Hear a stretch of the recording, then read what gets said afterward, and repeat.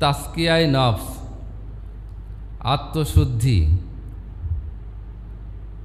তাসকিয়া বলা হয় হলো, তাসকিয়া শব্দের অর্থ হলো অতি পবিত্র।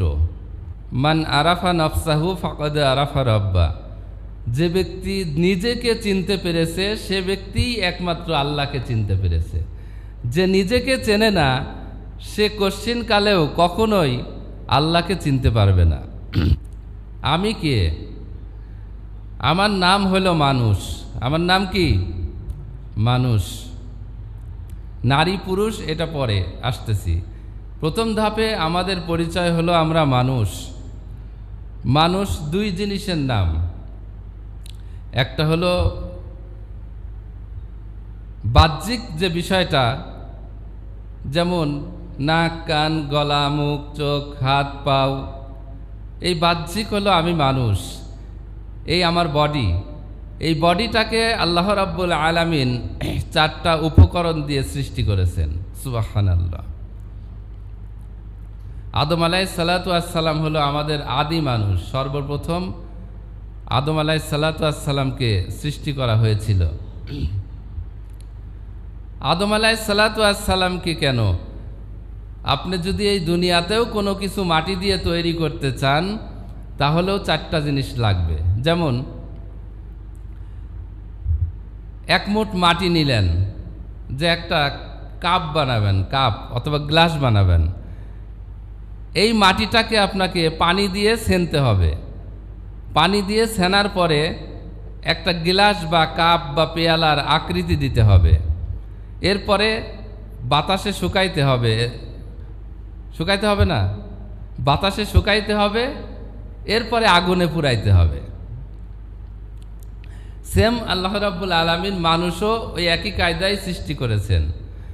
প্রথমে মাটি দিয়ে বডি বানাইছেন, পানি দিয়ে ছেনতে হয়েছেন। এরপরে বডি বানানোর পরে বাতাসে শুকাইছেন, আগুনে পুড়াইছেন। আগুনে পুরানোর পরে বডি হয়েছেন। আমরা যদি যে কোনো জিনিস মাটি দিয়ে তৈরি করি, বাচ্চাদের খেলনা তৈরি করে দেই, সেটা কিন্তু ব্যবহারযোগ্য জিনিস যদি হয়ে থাকে, ব্যবহার করলে সেটা ক্ষয় আছে না?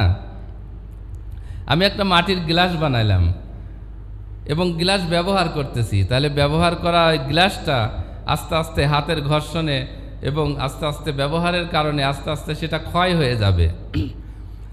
তো এই মানব দেহটাও ক্ষয় হয়ে যাবে। মানব দেহটা আল্লাহ রাব্বুল আলামিন সৃষ্টি করেছেন, এর ক্ষয় আছে। এর কারণে আল্লাহ রাব্বুল আলামিন এই চারটা উপকরণ দিয়ে বানাইয়েছেন। চারটা উপকরণের ক্ষয়ের জন্য চারটা পার্টস দেহের মধ্যে সেট করে দিয়েছেন। সুবহানাল্লাহ। এক নম্বরে হলো লিভার। লিভারকে আল্লাহ পাক দেহের মধ্যে সেট করে দিয়েছেন। লিভারের কাজ হলো আমরা যে খাদ্য খাবো, এই খাদ্য থেকে লিভার মাটি গ্রহণ করবে। কি গ্রহণ করবে?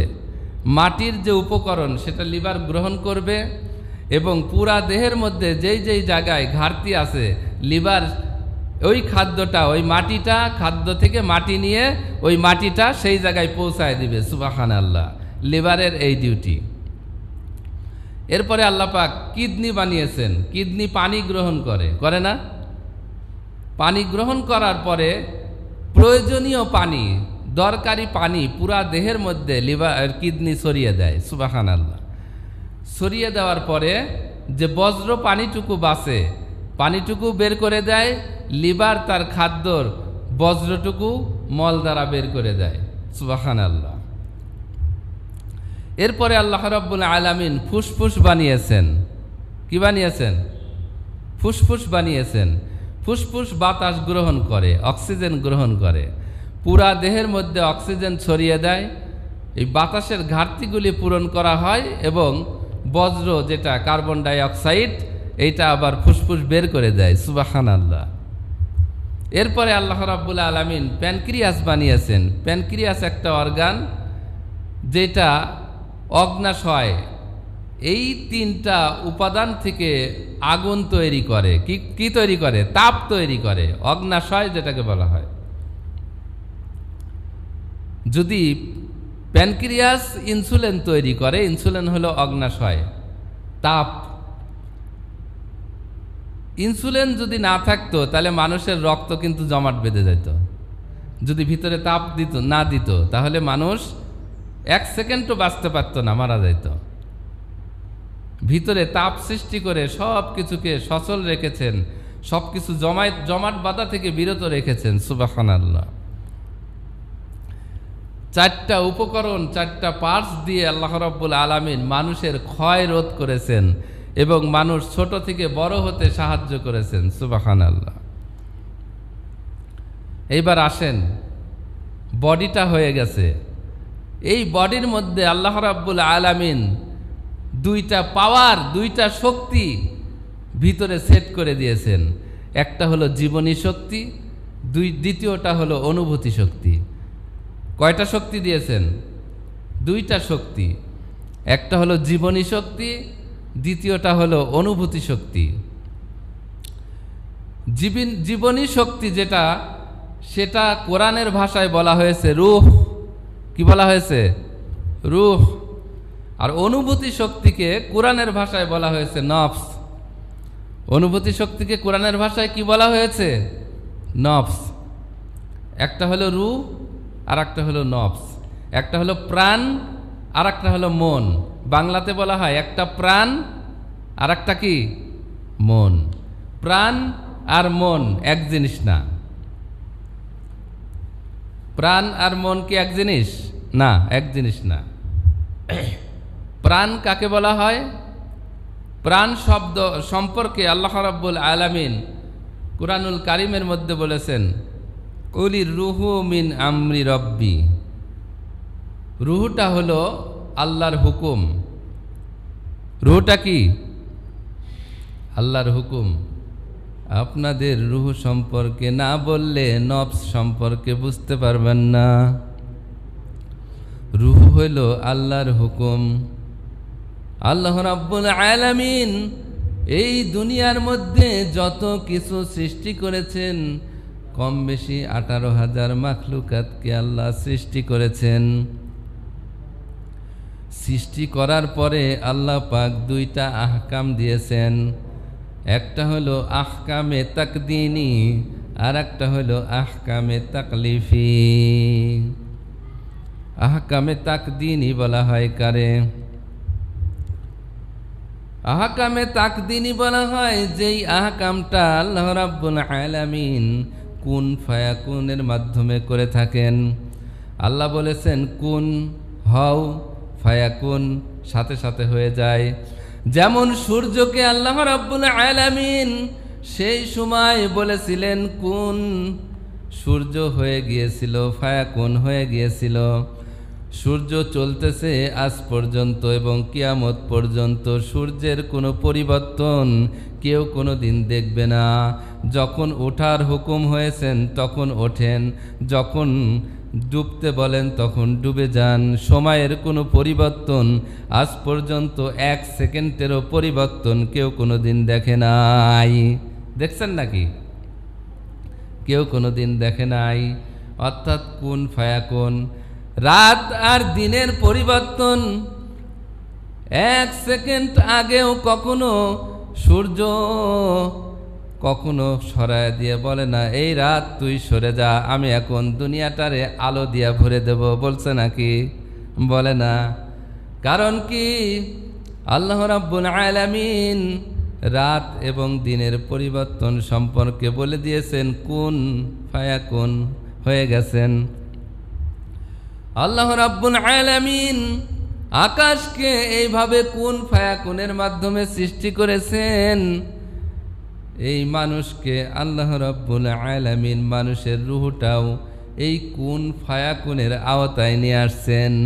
আল্লাহ বলেন কুন অমুকের রূহু 120 দিন পরে তার রূহটা তার দেহের মধ্যে চালান করে দেওয়া হয়। কুন বলার সঙ্গে সঙ্গে তার দেহের মধ্যে 120 দিন পরে রূহটা ঢুকে যায়। আবার যেদিন বলবেন কুন ফায়াকুন, রূহ কিন্তু দেহ থেকে বাহির হয়ে যাবে। অর্থাৎ এই রূহটাকে আল্লাহ পাক কুন ফায়াকুনের আওতার মধ্যে নিয়ে আসছেন। এই রুহু, প্রত্যেকটা মানুষের রুহু হলো দুইটা। কয়টা রুহু? দুইটা রুহু। একটা হলো উর্ধ্ব জগতের রুহু, আর একটা হলো অধো জগতের রুহু। একটা রুহু আছে 7 আসমানের উপরে, সে কখনো জমিনে আসে না। আর একটা রুহু আমাদের দেহের মধ্যে আছে, সেটা হলো ওই আসল যে রুহু, ওই রুহের ছায়া। সুবহানাল্লাহ। আমরা কিন্তু দুনিয়ার জমিনে বেঁচে আছি অরিজিনাল রুহু দিয়ে না, রুহের ছায়া দিয়ে। আমি আপনি বলবো, রুহের ছায়া দিয়ে যদি বেঁচে থাকি, তাহলে আমি এত শক্তি পাইলাম কোথায়? এটা অরিজিনাল রুহু না। রুহের ছায়াতে কি এত শক্তি থাকার কথা? ওই যে আসমানের মধ্যে যে সূর্যটা দেখতেছেন, ওইটা হলো আসল সূর্য। আপনি যখন নদী বা পুকুরের কিনার দিয়া যান, ওই পুকুরের মধ্যে কিন্তু আর একটা সূর্য দেখা যায়। ওইটা কি আসল সূর্য না উপরের সূর্যের ছায়া? দেখবেন পানির মধ্যে যে সূর্যটা দেখা যায়, উপরের সূর্যের যেরকম তাপ আছে, পানির মধ্যে সূর্যটাও কিন্তু তাপ দেয়। দেয় কি দেয় না? পানির মধ্যে সূর্যেরও কিন্তু তাপ আছে, কিন্তু ওইটা হলো আসল সূর্য। প্রাণ এবং মন, দুইটার মধ্যে পার্থক্য কি? প্রাণ হলো জীবনী শক্তি, মন হলো অনুভূতি শক্তি। যেমন আমরা যখন ঘুমিয়ে যাই, দেখবেন ঘুমের ঘোরে আমাদের কিন্তু প্রাণ থাকে। প্রাণ থাকে বিধায় আমরা মৃত না, একেবারে মারা যাই না, ঘুমিয়ে থাকি। কিন্তু নফস থাকে না। মানে নফস হলো অনুভূতি শক্তি। আমাদের কিন্তু ঘুমের ঘোরে কোনো অনুভূতি থাকে না। থাকে? কোনো অনুভূতি থাকে না। তার মানে ঘুমন্ত মানুষ, যার মধ্যে রুহু আছে কিন্তু নফস নাই। আমরা ধরেন রাস্তা দিয়া হেঁটে যাচ্ছি, হঠাৎ করে আচমকাই দেখলাম একটা সাপ, বিষাক্ত সাপ। সাপ দেখার সঙ্গে সঙ্গে আমাদের দেহের ভিতর থেকে কে যেন বলে ওঠে, এই পাগলা, সাপ দেখছিস, সাপ সাপ করে চিল্লা। তুই তো ভীতু মানুষ, সাপ মারতে ভয় পাস। সাপ বলিয়া চিল্লা, আর একজন আসবে, দৌড়ায় আসে, সাপটারে মারবে। অথবা কে যেন ভিতর থেকে বলতেছেন, সাপ দেখছিস, তাড়াতাড়ি দৌড় মার, সাপটা তোরে ধাওয়া করতে পারে, মেরে ফেলতে পারে, কামড় দিতে পারে।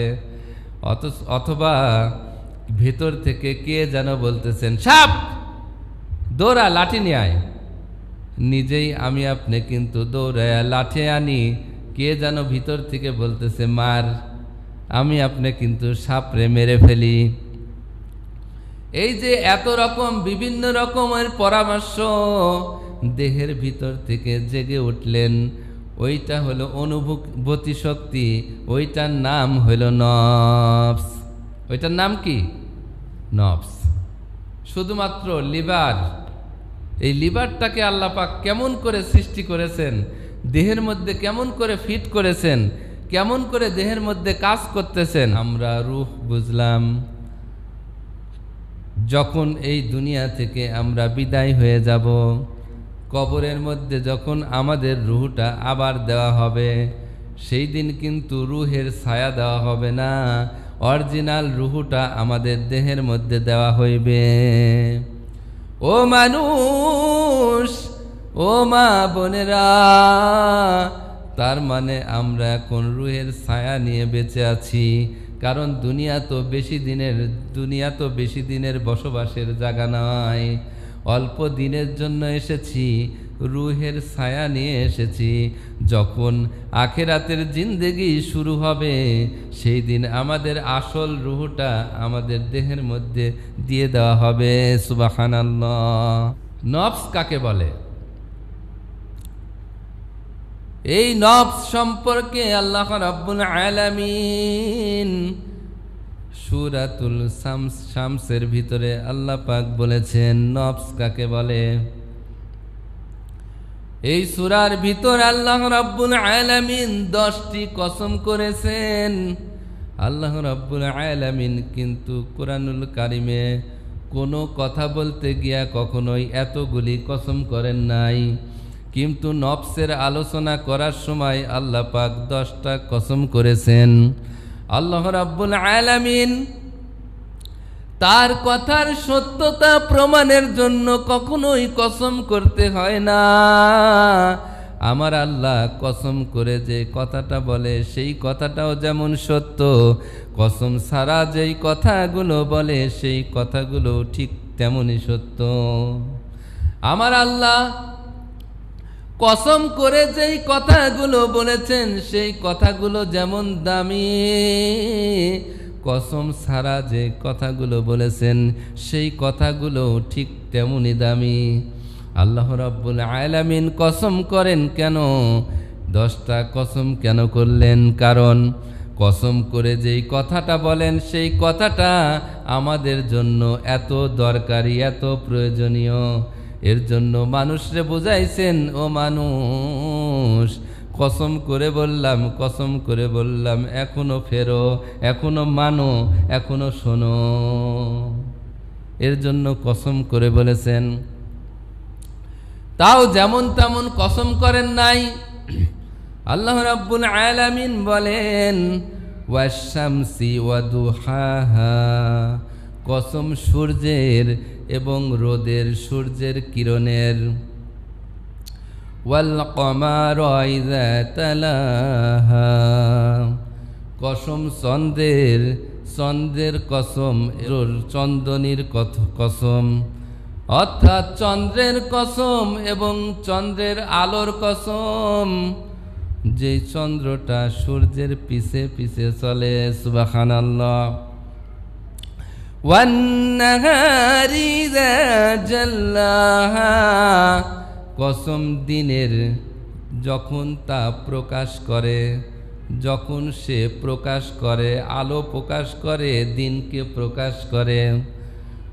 ওয়াল্লাইলি ইযা ইয়াগশাহা, কসম রাতের, যখন সে আচ্ছাদিত হয়, অর্থাৎ সে দিনকে ঢেকে ফেলে, আচ্ছাদিত করে।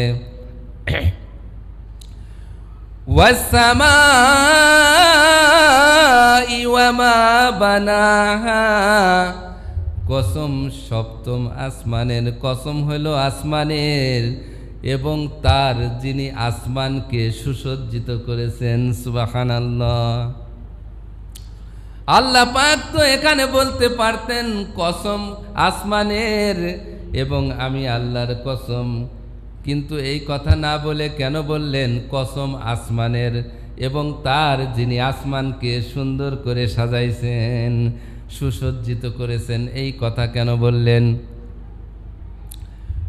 বলার কারণ মুফাসসিরিন ইকরাম বলেন, বলার কারণ হইল, মানুষ, আসমানের কসম করে বললাম। আসমানটা কি তুমি দেখো না কত সুন্দর করে আমি আসমান বানাইছি? সূর্যর কসম করেছি কেমন করে আমি আল্লাহ সূর্যটারে ঝুলাইলাম। সূর্য কিন্তু আমি আল্লাহর কোনো কাজে আসে না। সূর্য না থাকলেও মানুষ তুমি কিন্তু বাঁচতা না। চন্দ্রের কসম, চন্দ্র কিন্তু আমি আল্লাহর লাগে না। চন্দ্র লাগে ও বান্দা তোমাদের, ও বান্দি তোমাদের লাগে চন্দ্র। দিনের কসম করেছি, যেই দিনের মধ্যে তুমি উপার্জন করবা, দিন তোমার দরকার, আমার কিন্তু দিন দরকার নাই, দিনের আলো দরকার নাই।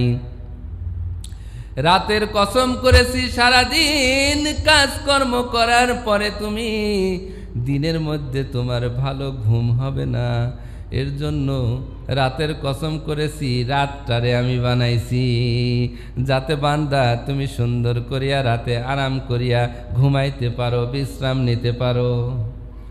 কোলাহল মুক্ত করেছি, রাতটারে নিঝুম করেছি যাতে তুমি আরামের ঘুম দিতে পারো। আমি তোমার ঘুমানোর জন্য কম্বল বানাইছি, তুলা বানায় দিছি যাতে তুমি বালিশ বানাইতে পারো, তোষক বানায় আরাম করিয়া ঘুমাইতে পারো। যে কয়টা কসম করেছেন আল্লাহ রাব্বুল আলামিন, প্রত্যেকটা কসম, প্রত্যেকটা জিনিস আমাদের দরকার, আল্লাহর দরকার নাই। আছে? খুব দামি জিনিসের কসম করেছেন। ওয়াল আরদি ওয়া মা তাহাহা, কসম জমিনের কসম আমি করলাম। কেন করলেন? জমিনকে আল্লাহ পাক বিস্তৃত করেছেন, আবাদের উপযোগী করেছেন, আমাদের জন্য ফসল উৎপাদনের উপযোগী করে জমিনটারে বানাইছেন। জমিনের মধ্যে মানুষ হাঁটে, মানুষের জমিন দরকার, আল্লাহর কিন্তু জমিনের দরকার নাই। আছে? এখানেও আল্লাহ রাব্বুল আলামিন বললেন কসম জমিনের, এবং তার যিনি জমিনকে বিস্তৃত করেছেন, ফসলের উপযোগী করেছেন। তার মানে হইল, তুমি কি জানো না, দেখো না কত সুন্দর করে আমি জমিনটারে বানাইছি, সাজাইছি। ও মানুষ, এখান থেকে তুমি খাদ্য উৎপাদন করবা, ভক্ষণ করবা, সব কিছু। একটা দানা যখন জমিনে লাগাইবা, শত শত দানা আমি আল্লাহ উঠায় দেব। একটা বীজ রোপণ করবা, শত শত বীজ থেকে আমি ফল উঠায় দেব। একবার আম গাছ লাগাইবা, আমি বছরে বছরে তোমারে ফল দেব। একবার জাম গাছ লাগাইবা, আমি তোমারে বছরে বছরে সিজনে সিজনে ফল দেব। একবার কাঁঠাল গাছ লাগাইবা, আমি তোমারে বছরে বছরে কাঁঠাল দেব। তুমি একটা ধানের চারা তুমি জমিনে লাগাইবা, তোমার খাদ্যর জন্য শত শত ধান আমি আল্লাহ বানায় দেব। সুবহানাল্লাহ। জমিনের কসম। ওয়া নাফসি ওয়া মা সাওয়াহা, কসম মানুষের আত্মার। কসম কার? মানব আত্মার কসম।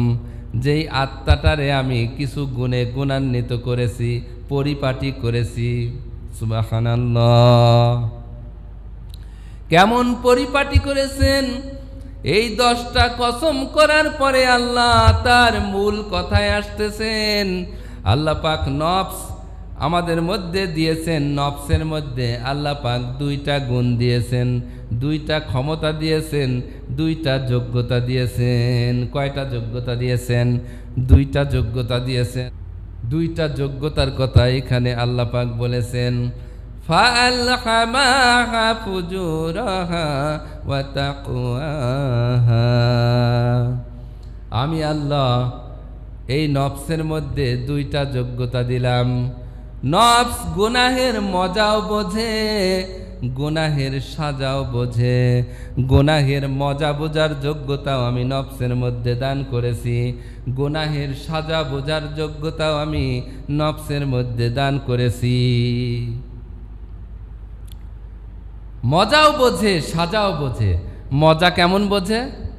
গুনাহের মজা আবার কেমন করে বোঝে? আল্লাহ রাব্বুল আলামিন মানুষকে 2 ভাগে সৃষ্টি করেছেন। একটা হলো নর, 2 নম্বরে হলো নারী। নারী পুরুষ করে মানুষ বানাইছেন। নারী পুরুষের মধ্যে আল্লাহ রাব্বুল আলামিন আকর্ষণ সৃষ্টি করেছেন। যেমন নেগেটিভ পজিটিভ আল্লাহ বানাইছেন, মানুষ আবিষ্কার করেছেন। নেগেটিভ পজিটিভের মধ্যে আকর্ষণ শক্তি আল্লাহ দান করেছেন, যাকে বাংলাতে বলা হয় ঋণাত্মক এবং ধনাত্মক। আল্লাহ রাব্বুল আলামিন ঋণাত্মক এবং ধনাত্মক করে নারী পুরুষকে সৃষ্টি করেছেন, আকর্ষণ শক্তি দান করেছেন। কেমন আকর্ষণ? আল্লাহু আকবার, আল্লাহু আকবার। কেমন আকর্ষণ দিয়া সৃষ্টি করলেন? যেমন কারেন্টের মধ্যে নেগেটিভ এবং পজিটিভ তার দিয়েছেন। নেগেটিভ পজিটিভ তার যদি বাল্বের মধ্যে, ফ্যানের মধ্যে বা টেলিভিশনের মধ্যে একত্রিত হয়, মিলিত হয়, তাহলে লাইট জ্বলে, ফ্যান জ্বলে, টিভি চলে, ঠিক কিনা?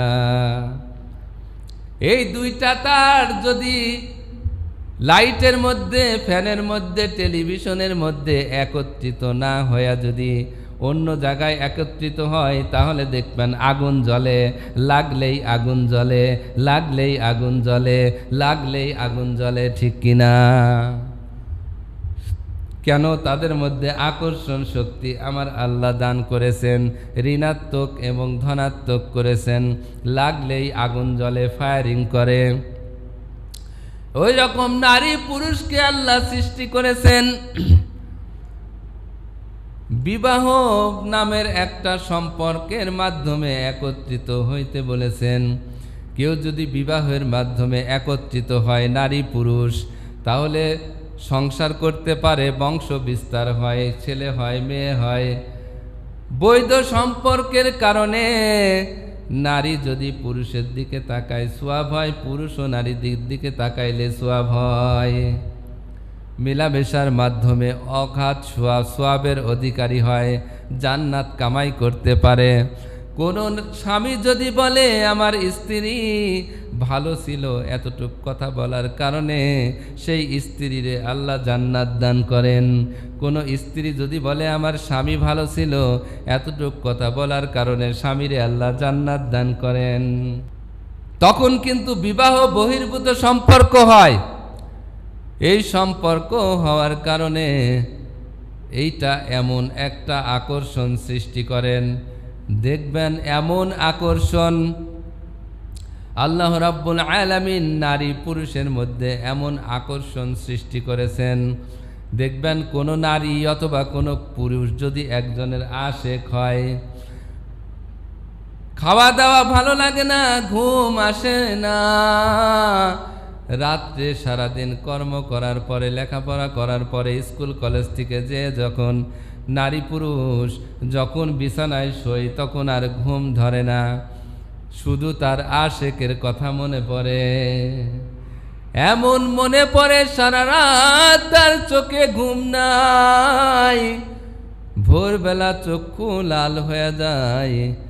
দেখবেন ভোরবেলা যখন চক্ষু লাল হয়ে যায়, তখন যখন তার মা জিজ্ঞাসা করে তোর চক্ষু লাল কেন, ঘুম হয় নাই নাকি? এই কথা শুনিয়া সন্তান ডাক দিয়া বলে রে মা, ঘুমের মধ্যে কি হয়েছে জানি না, ঘুম তো আসছিলাম, মনে হয় চোখের মধ্যে পোকা গেছে, এর জন্য চোখের মধ্যে জ্বলতেছে, চোখ লাল হয়েছে। মিথ্যা বলে, একটা মিথ্যা বললে একটা কবিরা গুনাহ হয়, 7000 বছর জাহান্নাম। কিন্তু ওই মানুষের সেই দিকে কোনো খেয়াল নাই, কোনো খেয়াল নাই। সে কি করে? মিথ্যা বলতেছে। কেন? তার আকর্ষণ শক্তি কাজ করতেছে। তার এমন আকর্ষণ শক্তি, খাইতে গেলে তার ক্ষুধা অবস্থায়ও তার খাইতে মন চায় না। তার আশেক, সেই আশেক তার মাশুকের জন্য পাগল পারা হয়ে যায়। আমার আল্লাহ আকর্ষণ শক্তি দান করেছেন। এই আকর্ষণ শক্তি দান করেছেন, এর কিন্তু দুইটা ফলাফল আছে। আল্লাহ রাব্বুল আলামিন এই কাজটা যে করেছেন সেটা নফসের কারণে। এই নফসের মধ্যে আল্লাহ রাব্বুল আলামিন দুইটা শক্তি দান করেছেন। একটা হইল গুনাহের মজা বোঝার শক্তি দান করেছেন, দ্বিতীয়টা হলো গুনাহের সাজা বোঝার শক্তি দান করেছেন। পার্কে বসে নারী পুরুষ একসাথে গল্প গুজব করে, মজা আছে। যে ব্যক্তি সাবালক সেই বুঝতে পারবে, বিস্তারিত বলার দরকার হবে না মজাটা কি। আল্লাহু আকবার। সাজা কি? সাজা আবার দুই ধরনের, একটা সাজা দুনিয়াতে আর একটা সাজা মরার পরে। দুনিয়াতে সাজা হইল নারী পুরুষ একত্রে মিলনের মাধ্যমে। যদি কেউ দেখে ফেলে তাহলে সম্মান থাকবে না, গণধুলাই খাইতে হবে, মায়ের পিঠের হুমকি আছে, ঝুমকি আছে। যদি পিতামাতা দেখে, পিতামাতা তেজ্য পুত্র করে দিতে পারে, বাড়ি থেকে বাহির করে দিতে পারে, মান সম্মান চলে যেতে পারে। কলেজ স্কুলের যদি টিচাররা দেখে তাহলে কিন্তু সম্মান থাকবে না, ক্লাস থেকে বের করে দিতে পারে, স্কুল থেকে তারাও দিতে পারে। দুনিয়াতে তার একটা ফলাফল আছে। আর মরার পরে ফলাফল কি? হাদিস শরীফের মধ্যে এসেছেন নারী পুরুষ মিলনের মাধ্যমে, তারা সামনাসামনি দেখা করার মাধ্যমে অনেক রকম 6টা পর্যন্ত গুনাহ হয়। সর্বনিম্ন গুনাহ হলো চোখের জেনা।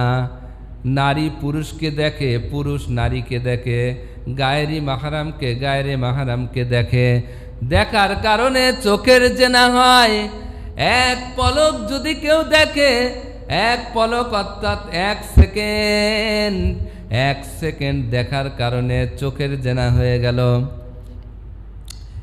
চোখের জেনা হইলে 7000 বছর জাহান্নাম। শাস্তি কি? মজা কতটুকু? 1 সেকেন্ডে কতটুকুই বা মজা পাইছো রে মুসলমান? 1 সেকেন্ডে কতটুকু মজা পাইছো রে মা বোনেরা? কতটুকু মজা পাইছো? এর জন্য সাজা হইল 7000 বছর জাহান্নামের সীসা গলাইয়া তার চোখের মধ্যে সীসা ঢালা হইবে। 1 সেকেন্ডের মজা, 7000 বছরের সাজা। এই জন্য আল্লাহ রাব্বুল আলামিন নফসের মধ্যে 2টা গুণ দিয়েছেন। একটা হলো নফসের মধ্যে গুনাহের মজা বোঝারও যোগ্যতা দিয়েছেন, নফসের মধ্যে গুনাহের সাজা বোঝারও যোগ্যতা দিয়েছেন। আল্লাহু আকবার, আল্লাহু আকবার। যেই মানুষটা নফসের গুনাহের মজা বোঝে এবং গুনাহের সাজা বোঝে, এই যোগ্যতা যে ব্যক্তি হারায় ফেলে, সেই ব্যক্তি আর মানুষ থাকে না। আল্লাহ রাব্বুল আলামিন 3 প্রকারের সৃষ্টি করেছেন। এক প্রকার হইল মানুষ। এই মানুষের মধ্যে আল্লাহ পাক গুনাহের মজা বোঝারও শক্তি দান করেছেন, সাজা বোঝারও শক্তি দান করেছেন। ওইদিকে আল্লাহ পাক ফেরেশতাদের বানাইছেন। ফেরেশতারা কিন্তু গুনাহের আল্লাহু আকবার মজা বোঝার শক্তি ফেরেশতাদের দান করেন নাই, কিন্তু ফেরেশতারা গুনাহের সাজা বোঝে। অর্থাৎ ফেরেশতাদেরকে আল্লাহ রাব্বুল আলামিন মজা বোঝার শক্তি দান করেন নাই, গুনাহের সাজা বোঝার শক্তি দান করেছেন। পক্ষান্তরে জীব জানোয়ারকে আল্লাহ সৃষ্টি করেছেন। জীব জানোয়ারের মধ্যে গুনাহের মজা বোঝার শক্তি দান করেছেন, কিন্তু সাজা বোঝার শক্তি দান করেন নাই। দেখবেন ফেরেশতারা কিন্তু স্ত্রী ব্যবহার করে না, ফেরেশতাদের কোনো স্ত্রী হয় না, তারা কোনো নারীকে ব্যবহার করে না। এর জন্য নারী পুরুষের মিলনের মধ্যে যে মজা আছে, এই মজাটা বোঝার যোগ্যতা ফেরেশতাদেরকে দেওয়া হয় নাই। ফেরেশতারা কিন্তু কোনো কিছু খায় না, পান করে না, আহারও করে না, পানও করে না। এর কারণে রসগোল্লার মধ্যে যে কি মজা, এইটা ফেরেশতারা জানে না। আল্লাহু আকবার। শরাব শরবতের মধ্যে কি মজা, ফেরেশতারা জানে না। আঙ্গুর ফলের মধ্যে কি স্বাদ, এইটা কিন্তু ফেরেশতারা জানে না। আল্লাহু আকবার। কেন? কারণ ফেরেশতাদের মধ্যে মজা বোঝার শক্তি দান করা হয় নাই, কিন্তু ফেরেশতারা কিন্তু সাজা বোঝার শক্তি দান করেছেন। ফেরেশতার মধ্যে সাজা বোঝার শক্তি আছে। তারা কিন্তু জাহান্নাম জান্নাতের নিকটবর্তী, তারা কিন্তু শাস্তি বোঝে, কারণ তারা সব কিছু জানে। আল্লাহু আকবার, আল্লাহু আকবার। কোন কাজে কি শাস্তি, এইটা কিন্তু ফেরেশতারা জানে। জাহান্নামের আগুন কত ভয়ঙ্কর ফেরেশতারা জানে। ওইদিকে আবার জীব জানোয়ারকে আল্লাহ সৃষ্টি করেছেন। জীব জানোয়ার কিন্তু গুনাহের মজা বোঝে, কিন্তু সাজা বোঝার শক্তি ফেরেশতাদেরকে দেওয়া হয় নাই। আল্লাহু আকবার, আল্লাহু আকবার। ফেরেশতা কিন্তু আল্লাহু আকবার। জীব জানোয়ার কিন্তু নারী পুরুষ, নারী পুরুষের মিলন। কুকুর কিন্তু জানে মিলনের মধ্যে কি মজা, কিন্তু সাজা জানে না, সাজা বোঝার যোগ্যতা আল্লাহ তাকে দেয় নাই। এই জন্য জীব জানোয়ারের কোনো শাস্তি নাই, জীব জানোয়ারের কিন্তু জাহান্নাম জান্নাত নাই, ফেরেশতার কিন্তু শাস্তি নাই, ফেরেশতার কিন্তু জান্নাত জাহান্নাম নাই। মানুষকে আল্লাহ রাব্বুল আলামিন দুইটা যোগ্যতা দিয়েছেন, নফসের মধ্যে দুইটা যোগ্যতা দিয়েছেন। নফস কিন্তু গুনাহের মজাও বোঝে, সাজাও বোঝে। এই মানুষ যদি তাদের একটা যোগ্যতা যদি হারায় ফেলে, মানুষের মধ্যে যে দুইটা যোগ্যতা আল্লাহ দান করেছেন, দুইটা যোগ্যতার মধ্যে একটা যোগ্যতা যদি হারায় ফেলে, সে কিন্তু আর কখনো মানুষ থাকে না, জীব জানোয়ারে পরিণত হয়ে যায়। কারণ তার মধ্যে আল্লাহ দুইটা গুণ দিলেন, দুইটা গুণের একটা গুণ সে হারায় ফেলেছেন। তার কারণে তার জীব জানোয়ারের গুণটা সে ধরে রেখেছেন। অর্থাৎ ও মানুষ, জীব জানোয়ারের মধ্যে কিন্তু গুনাহের মজা বোঝার শক্তি দান করা হয়েছে। জীব জানোয়ার গুনাহের মজা বোঝে, মানুষ তুমিও গুনাহের মজা বোঝো। জীব জানোয়ারের মধ্যে গুনাহের সাজা বোঝার যোগ্যতা নাই, সেই যোগ্যতাই তো আমার মালিক দান করে নাই।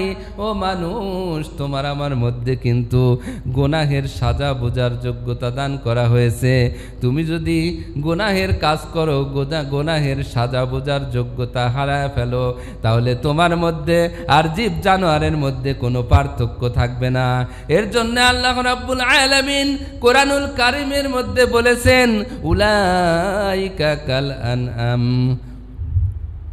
কিছু মানুষ আছে, দেখা যাবে নাক আছে, কান আছে, চোখ আছে, মুখ আছে, হাত আছে, পাও আছে, কিন্তু তারা চেহারায় দেখা যাবে, দেখতে দেখা যাবে মানুষ, কিন্তু তার নফসের মধ্যে দুইটা যোগ্যতার একটা যোগ্যতা হারায় ফেলেছে।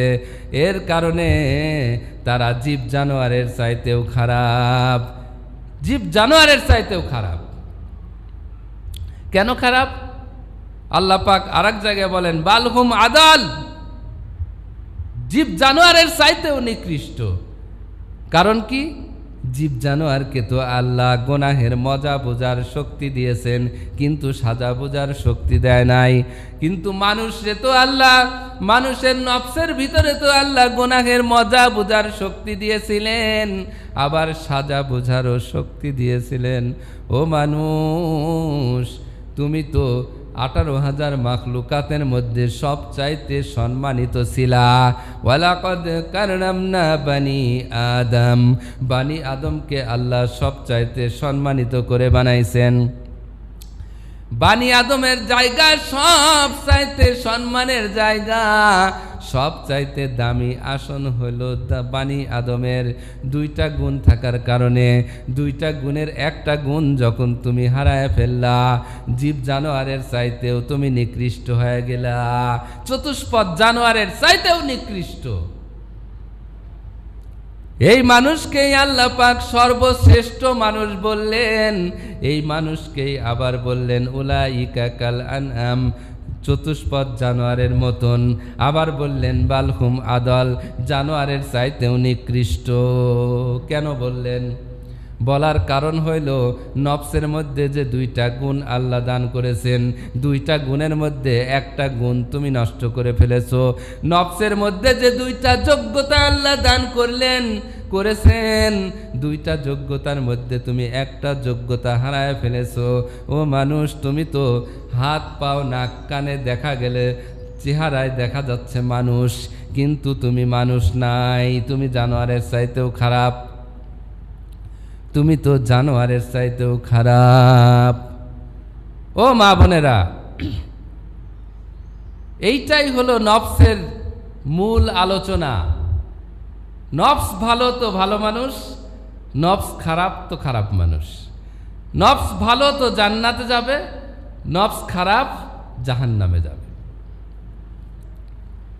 ও মা বোনেরা, আসেন আসেন আমরা একটু নফস সম্পর্কে জানি। নফস সম্পর্কে জানি, মানুষ কেমন করে নফসের কারণে গুনাহে লিপ্ত হয়, মানুষ কেমন করে নফসের ধোঁকা খায়, নফসের পরামর্শদাতাকে, নফস কার পরামর্শে চলে, নফস কিভাবে আমাদেরকে ধোঁকা দেয়, নফস কিভাবে আমাদের জাহান্নামে নিয়ে যাচ্ছে। নফস হলো 3 প্রকার। কত প্রকার? 3 প্রকারের নফস। 1 নম্বরে হলো নফসে আম্মারা, 2 নম্বরে হলো নফসে লাওয়ামা, 3 নম্বরে হলো নফসে মুতমাইন্না। 3টা নফস আমার আল্লাহ বলেছেন কোরআনুল কারিমের মধ্যে, ইন্নান নফসা লা আম্মারাতুম বিসু। আল্লাহ রাব্বুল আলামিন বলেন, ইন্না মানে নিশ্চয়, লা আম্মারাতুম নির্দেশ দেয়, অবশ্যই নির্দেশ দেয়, অবশ্যই তোমাদেরকে আদেশ করে। নফসা মানে আত্মা, মন তোমাদেরকে আদেশ করে বিসু, গুনাহের কাজের দিকে। নিশ্চয়ই নফসে আম্মারা তোমাদেরকে গুনাহের কাজের দিকে নির্দেশ করে। সূরা ইউসুফের 53 নম্বর আয়াতের মধ্যে আল্লাহ পাক বলেন, নিশ্চয়ই নফস তোমাদেরকে গুনাহের কাজের মধ্যে নিমজ্জিত করে, গুনাহের কাজের আদেশ করে, নির্দেশ দেয়। নফসের আম্মারার কারণেই তুমি গুনাহ করো। নফসে আম্মারার কারণে কেমন করে গুনাহ করো? নফসে আম্মারা তোমারে বলে নামাজ পড়িয়া আর কি হবে, নামাজের জন্য সে নিষেধাজ্ঞা জারি করে। নফসে আম্মারা বলে বেপরদায় চলো, নফসে আম্মারাই তোমারে সমস্ত গুনার কাজ করায়, কুপরামর্শ দেয়। নফসে আম্মারার কুপরামর্শেই তুমি আমি চলি। নফসে আম্মারা, নফসে আম্মারা চিনব কি করে? নফসে আম্মারা চিনার উপায়, দেখবেন কিছু মানুষ সমাজে আছে গুনার কাজ করতে বড় মজা লাগে, গুনার কাজ করতে বড় শান্তি পায়, মজা লাগে, তৃপ্তি লাগে। দেখবেন তার জবান দিয়া গালিগালাজ বাহির হয়, খুব আরাম পায়, শান্তি পায়। দেখবেন নামাজ পড়ে না, নামাজ না পড়লে অন্তর শান্তি পায়, নামাজের কথা শুনতেই পারে না। দেখেন কিছু মানুষ আছে সমাজের মধ্যে গান শোনে, গান শুনতেছে এমন সময় মসজিদের মাইকে আজান দেয়। কিছু মা বোনেরা আছে ঘুমটা মাথায় দেয়, কিন্তু কিছু আছে ঘুমটা তো দেয় না, আবার মনে মনে বেজার হয়, আমি এত সুন্দর গান শুনতেছিলাম, আজান দিয়া ফেলাইলো, গান শোনায় ব্যাঘাত ঘটলো। আছে না নাই?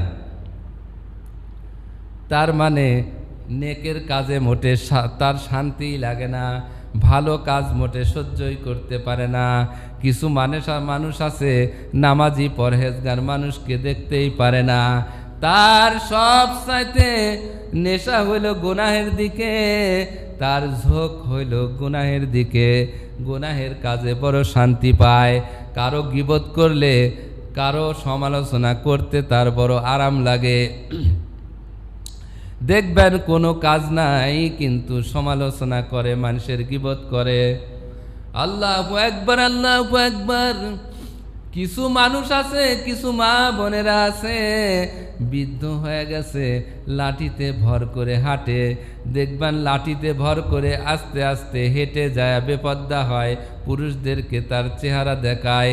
কিছু মা বোনেরা আছে বৃদ্ধ হয়ে গেছে, কিন্তু লাঠিতে ভর করে যেই জায়গায় মানুষ গীবত করতেছে সেই জায়গায় যায় কুপরামর্শ দেয়, গীবত করে, মানুষের সাথে মানুষের দ্বন্দ্ব লাগায় দেয়। আছে না নাই?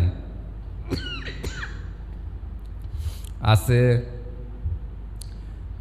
কিছু পুরুষ মানুষ আছে এমন, তারা দেখবেন বাড়ি থেকে অনেক দূর বাজার, লাঠি ভর দিয়া যায়, হাঁটতেও পারে না, কিন্তু তার এমন নেশা প্রতিদিন বিকালে লাঠি ভর দিয়া, বৃষ্টির মধ্যে টিপটিপিনি বৃষ্টি, এর মধ্যে লাঠি ভর দিয়া বাজারে যায়, চায়ের দোকানে বসে এবং কার কীরকম, কে কীরকম এইসব সমালোচনা করে। বৃদ্ধ হয়ে গেছে, এক পাও কবরের মধ্যে চলে গেছে। এই মানুষটাও কিন্তু ডান হাতে বিড়ি টানে, বাম হাতে চা খায়, মানুষের গীবত করে। তার মানে কি? তার নফসে আম্মারা তাকে ধ্বংসের দিকে নিয়ে যাচ্ছে। তার মধ্যে কোনো সময় অনুশোচনাও জাগে না, নফসে আম্মারা তারে ধ্বংস করে দিচ্ছে। নফসে আম্মারার ধোকায় সে আছে। গুনাহের কাজ করতে তার শান্তি লাগে, কিন্তু নেকের কাজ মোটেও ভালো লাগে না।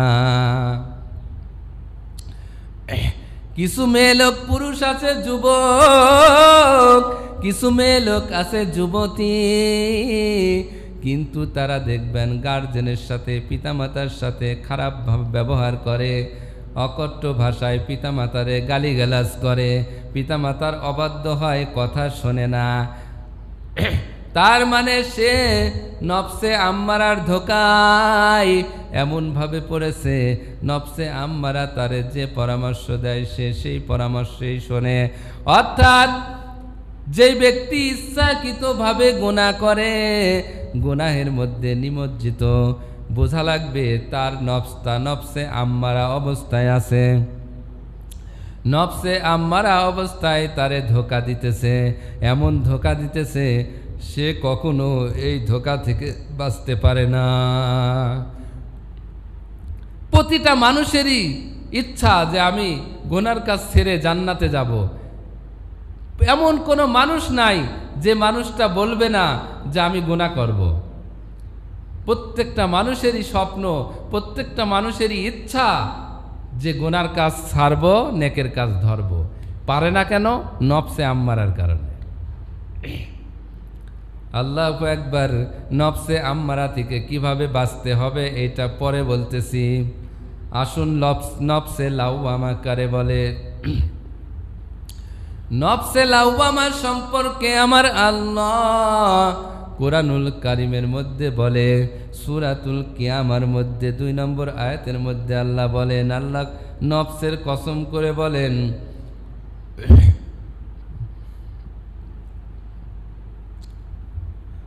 ওয়ালা উকসিমু বিন-নাফসিল লাওয়ামা।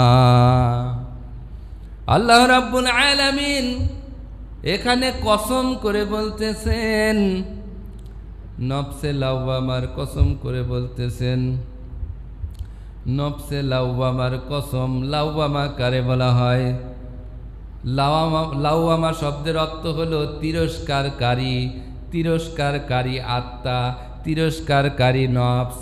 আল্লাহ পাক বলতেছেন তিরস্কারকারী নফসের কসম। এই নফস থেকেও আমাদেরকে হেফাজত হওয়া লাগবে। এই নফসের কাজ কি? গুনাহ করার সময় নফস তারে বাধা দেয় না, নফস তারে গুনার কাজ করায়। গুনাহ করার পরে তার মনের মধ্যে, তার নফসের মধ্যে অনুশোচনা জাগে। নফস তাকে বলে, এ পাগল, ভুল করলি কেন, গুনাহ করলি কেন, নামাজ ছাড়লি কেন, বেপরদায় চললি কেন, সুদ খাইলি কেন, ঘুষ খাইলি কেন, গীবত করলি কেন। নফসে লাওয়ামা আবার 2 প্রকারের। নফসে লাওয়ামা মুমিন মুসলমানদেরও হইতে পারে, আবার কাফেরদেরও হইতে পারে। নফসে লাওয়ামা হলো অনুশোচনা ভিতরে জাগায়, তার ভুলগুলি সে বুঝতে পারে, তার নফস তাকে তিরস্কার করে। ভুল করলি কেন, গুনাহ করলি কেন,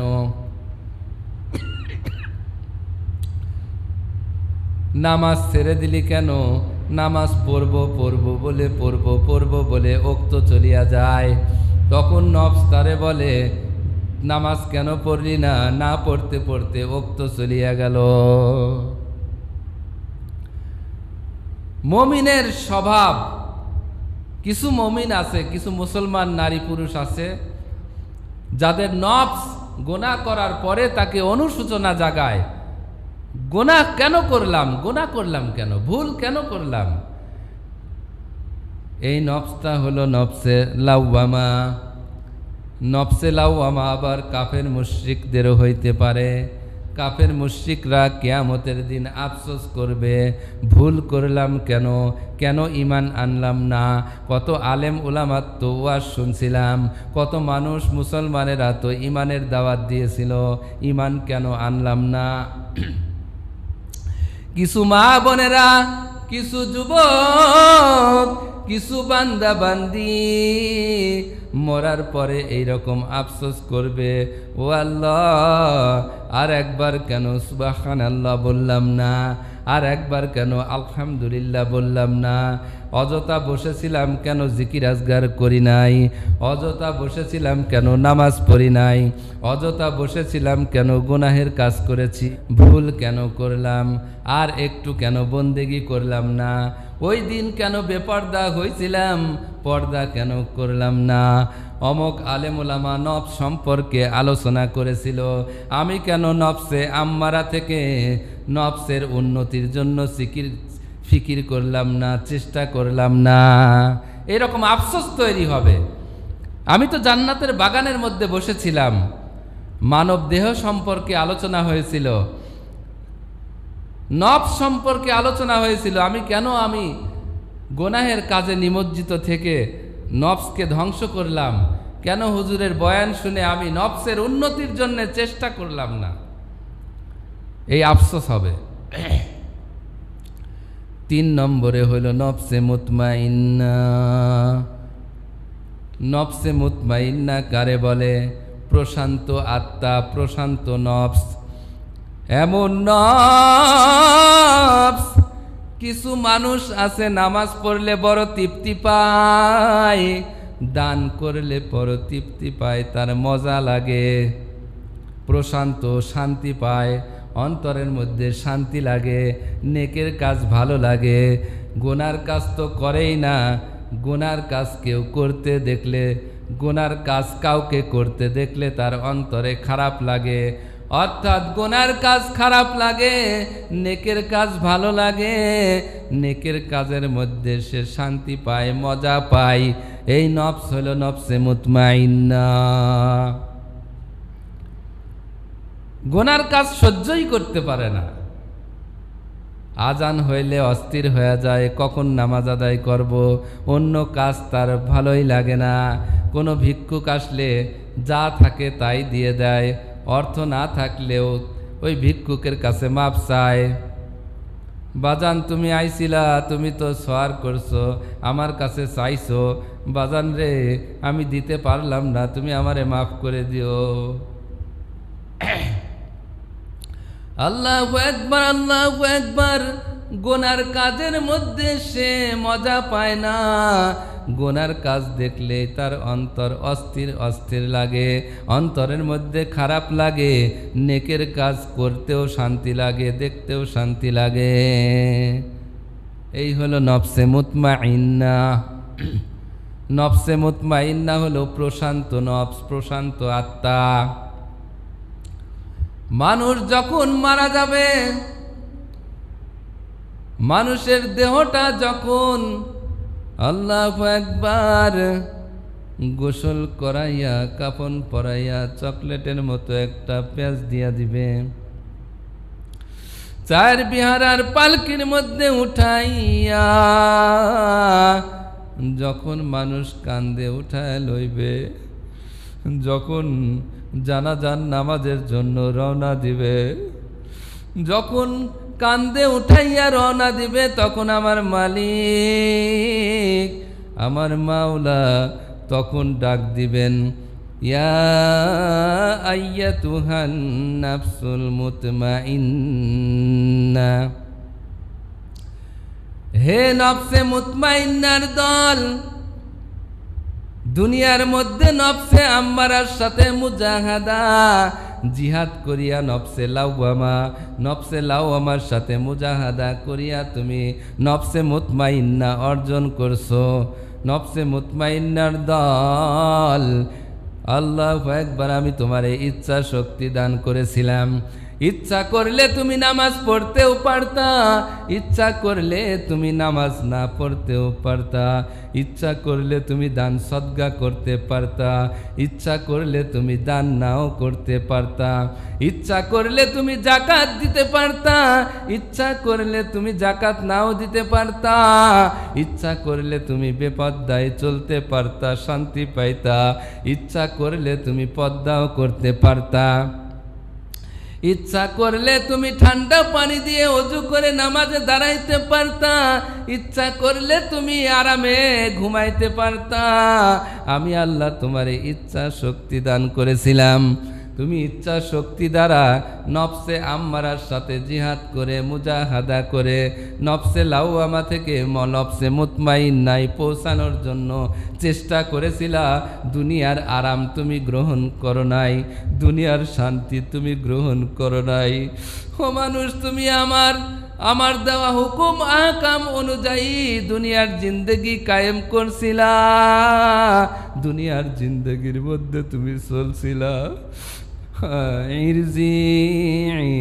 আসো আসো আসো আসো আসো আসো ইলা রব্বিকি রাদিয়াতাম মারদিয়া, আসো এদিকে আসো।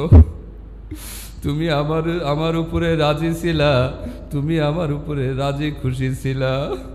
আমি আল্লাহ তোমার উপরে রাজি, আমি আল্লাহ তোমার উপরে রাজি হয়ে গেছি, সন্তুষ্ট হয়ে গেছি। তুমি তো আমার উপরে সন্তুষ্ট ছিলা। আল্লাহু আকবার, আল্লাহু আকবার। কিছু মানুষ সমাজের মধ্যে আছে আল্লাহর উপরে সর্বদা সন্তুষ্ট থাকে, কিছু মানুষ আছে আল্লাহর উপরে সন্তুষ্ট থাকে না। সেই যারা সন্তুষ্ট থাকে তাদেরকে বলতেছে, আল্লাহ যারা তুমি আমার উপরে সন্তুষ্ট থাকো, তুমি আমার উপরে সন্তুষ্ট ছিলা।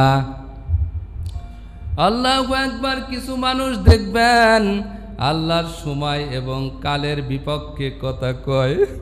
আল্লাহ যখন বৃষ্টি দেয় তখন বলে আল্লাহর এখন আবার বৃষ্টি দেওয়া লাগবে, এখন কি বৃষ্টি দেওয়ার সময় হইল। যখন আস্তে টিপটি পানি বৃষ্টি দেয়, কিছু মা বোনেরা বলে বৃষ্টি হইলে জোরে হয়া চলিয়া যা, সারিয়া যা, টিপটিপিনি বৃষ্টি কেন হইস। যখন রাতের দিনের পরিবর্তন করে তখন আল্লাহর প্রতি তারা অসন্তুষ্ট হয়। আল্লাহু আকবার। বুখারী মুসলিমের একটা হাদিস, আল্লাহ রাব্বুল আলামিন হাদিসে কুদসির মধ্যে এক হাদিসের মধ্যে বলেন, আন আবি হুরায়রা রাদিয়াল্লাহু আনহু قال, আবু হুরায়রা রাদিয়াল্লাহু আনহু হতে বর্ণিত, قال النبي صلى الله عليه وسلم, রাসূলুল্লাহ সাল্লাল্লাহু আলাইহি ওয়াসাল্লাম বলেন,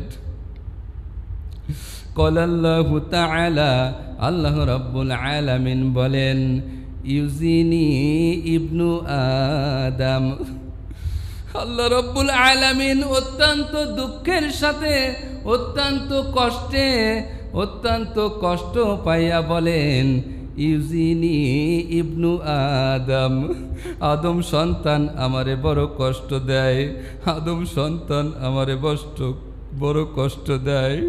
ইয়াসুবুদ দাহরা ওয়া আনা দাহরু, তারা সময় বা কালকে, সময়ের পরিবর্তনকে ভৎসনা করে, অথচ বৃষ্টি তো আমি আল্লাহই দিয়া থাকি। টিপটিপানি বৃষ্টিও আমি আল্লাহ দেই, জোরে বৃষ্টিও আমি আল্লাহ দেই, রাত এবং দিনের পরিবর্তনও আমি আল্লাহই করি। আল্লাহ পাক আফসোস করে বলেন,